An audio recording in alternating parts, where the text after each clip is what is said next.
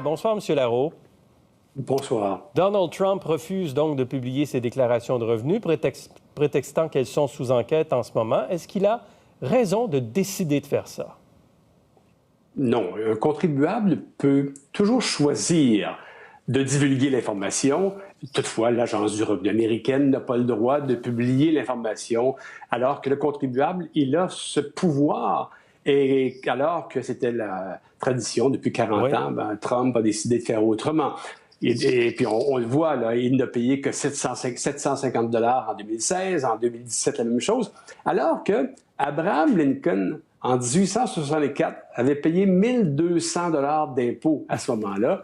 Mais Trump, on voit en 2016, n'en paie que 750 $. C'est hallucinant. Oui.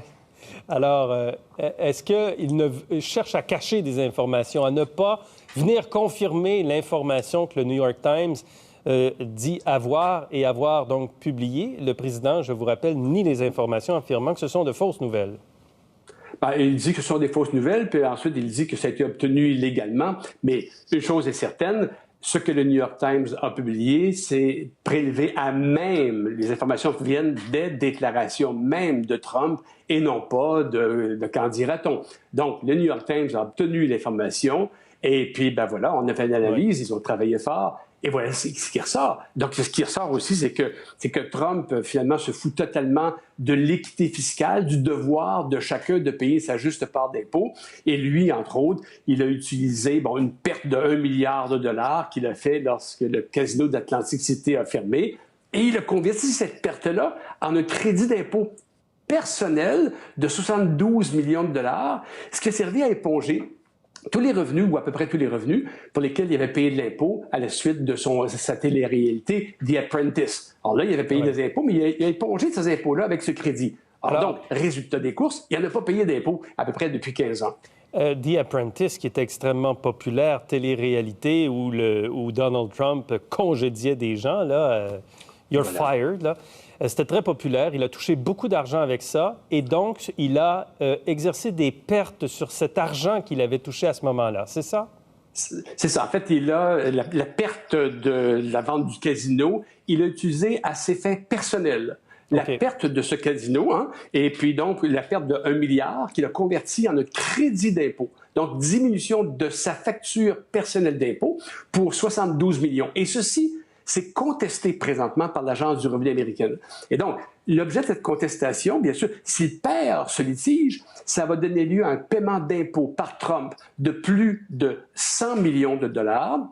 Et donc, on peut voir un peu ce qu'il dessine là. Donc, Trump, il y a 100 millions de dollars d'impôts potentiellement payables. Il est aussi au bâton pour 300 millions de dollars de dettes personnelles qu'il a garanties pour ses 500 entreprises. Donc, il y a 300 millions de dollars au bâton, donc ça fait à peu près 400 millions de dollars de dettes potentielles. Et ces 300 millions de dollars-là, c'est payable au cours des 4 prochaines années. Donc, on s'entend que les 4 prochaines années, là, c'est un nouveau mandat de président. Alors donc, Trump, pas bête, le gars, il se dit « je vais me faire élire ». Je vais faire en sorte qu'étant élu, les personnes, les créanciers à qui je dois de l'argent, ces gens-là, peut-être qu'on va être en mesure de négocier un petit arrangement parce que les créanciers voudront-ils poursuivre un président, loin d'être certain. Mais on ne sait pas qui sont les créanciers. On ne le sait pas, c'est ça. Donc, ces personnes-là, est-ce que ce sont des banquiers? Est-ce que ce sont des pays étrangers? Parce qu'il y a beaucoup, il y a des centaines de millions de dollars de pertes fiscales dans tout ça ici, là. Et les pertes fiscales, pour en avoir, il faut avoir dépensé plus que ce qu'on a gagné. Alors, pour dépenser, il faut avoir de l'argent. D'où vient son argent? Est-ce que ça viendrait peut-être de pays étrangers? Est-ce que ça viendrait de la Russie, peut-être? Et c'est pour ça que Trump est toujours très gentil, moi, c'est à mon avis, avec certains dirigeants étrangers. Comme par exemple, Trump a fait 13 millions de dollars avec des royautés provenant de Turquie. Et Trump nous dit qu'Erdogan, c'est son grand chum. Donc, il ne veut pas perdre ces royautés-là.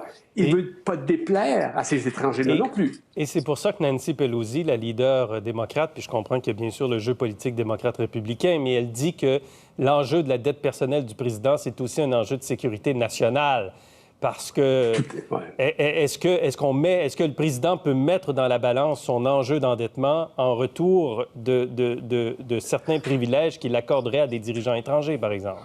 Bien, écoutez, dans la mesure où au cours des 4 prochaines années, il a cette dette de 400 millions payable, puis il est incapable de la payer. De quelle façon peut-être pourrait-il la payer? En octroyant des bénéfices provenant de l'État américain à ses créanciers pour effacer sa propre dette. C'est pas impossible. Pour lui, la politique, c'est une télé-réalité. Il se fout carrément du reste pourvu que lui-même en sorte gagnant.